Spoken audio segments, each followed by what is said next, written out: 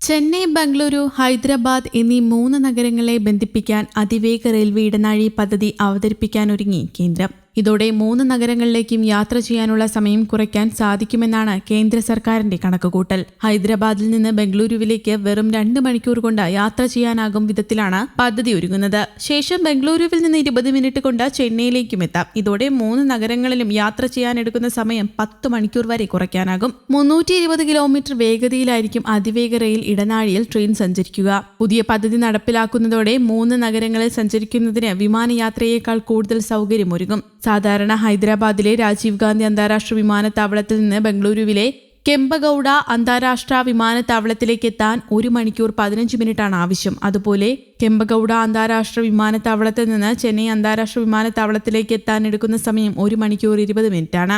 എന്നാൽ ബോർഡിംഗും മറ്റ് സുരക്ഷാ പരിശോധനകളും ഉൾപ്പെടെ കഴിയുമ്പോൾ ഇത് 3 മണിക്കൂറിൽ കൂടുന്ന അവസ്ഥയാണുള്ളത്. പുതിയ പദ്ധതി യാഥാർത്ഥ്യമാകുന്നതോടെ വിമാനത്തേക്കാൾ വേഗത്തിൽ ട്രെയിനിൽ യാത്ര ചെയ്യാനുള്ള സാധ്യതയാണ് ഒരുങ്ങുന്നത്.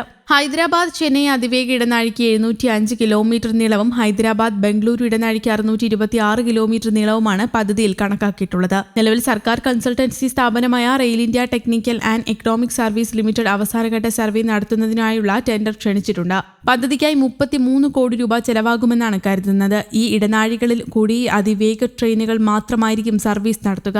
മുംബൈ അഹമ്മദാബാദ് അതിവേഗ ഇടനാഴിയുടെ മാതൃകയിലായിരിക്കും പുതിയ ഇടനാഴി രൂപകൽപ്പന ചെയ്യുക. അതേസമയം തിരുവനന്തപുരത്ത് നിന്ന് കാസർഗോഡ് വരെ നീളുന്ന വേഗ റെയിൽ പാതയ്ക്ക് പകരം തിരുവനന്തപുരത്ത് നിന്ന് കണ്ണൂരിൽ അവസാനിക്കുന്ന സെമി ഹൈസ്പീഡ് പാത ആകാമെന്ന നിർദ്ദേശമാണിപ്പോൾ സർക്കാരിന് മുന്നിലുള്ളത്. ഇതിനുള്ള സാധ്യത തേടുകയാണ് സർക്കാർ. ഉന്നത ഉദ്യോഗസ്ഥ സംഘത്തെ ഇതിന്റെ പഠനത്തിനായി നിയമിക്കുകയും ചെയ്തു. ശ്രീധരനെ കൂടി ഉൾപ്പെടുത്തി പദ്ധതി നിർവഹണം നടത്താനും സർക്കാരിന് താൽപര്യമുണ്ടെന്നാണ് സൂചന. തിരുവനന്തപുരത്ത് നിന്ന് കണ്ണൂർ വരെ 430 കിലോമീറ്റർ ദൂരം സ്റ്റാൻഡേർഡ് ഗേജ് പാത നിർമ്മിക്കാൻ 86,000 കോടി രൂപ ചെലവ് വരുമെന്നാണ് കണക്കാക്കുന്നത്. നിർമ്മാണം തീരുമ്പോൾ മൊത്തം ചെലവ് 1 ലക്ഷം കോടി വരെ ഉയർന്നേക്കാം.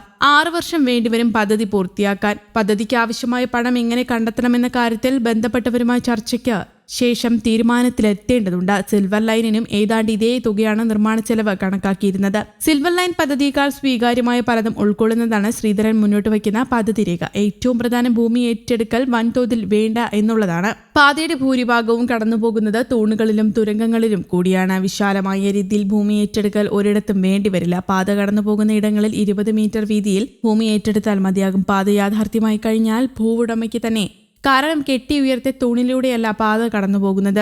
സിൽവർ ലൈനിനോടുള്ള പ്രധാന എതിർപ്പ് വൻതോതിൽ ഭൂമി ഏറ്റെടുക്കുന്നതിനോടായിരുന്നു. 25-30 കിലോമീറ്ററിൽ ഒരു സ്റ്റേഷൻ എന്ന കണക്കിൽ ആകെ 15 സ്റ്റേഷനുകളാണ് പുതിയ പദ്ധതി വിഭാവനം ചെയ്യുന്നത്. ഓരോ മണിക്കൂറിലും ഒരു ട്രെയിൻ എന്ന രീതിയിലായിരിക്കും സർവീസ്. ഭാവിയിൽ രാജ്യത്തെ പ്രധാന വേഗപാതകളുമായി ബന്ധിപ്പിക്കാൻ കഴിയുമെന്ന സൗകര്യവും ഈ പദ്ധതിക്കുണ്ട്. തിരുവനന്തപുരം കണ്ണൂർ ദൂരം ഓടിയെത്താൻ 3.25 മണിക്കൂർ മതിയാകും. യാത്രാസമയത്തിലെ ലാഭം വലിയ നേട്ടം തന്നെയായിരിക്കും. 8-10 വരി റോഡുകളുടെ പ്രയോജനമാണ് ഒരു വേഗ റെയിൽ വഴി നേടാവുന്നത്.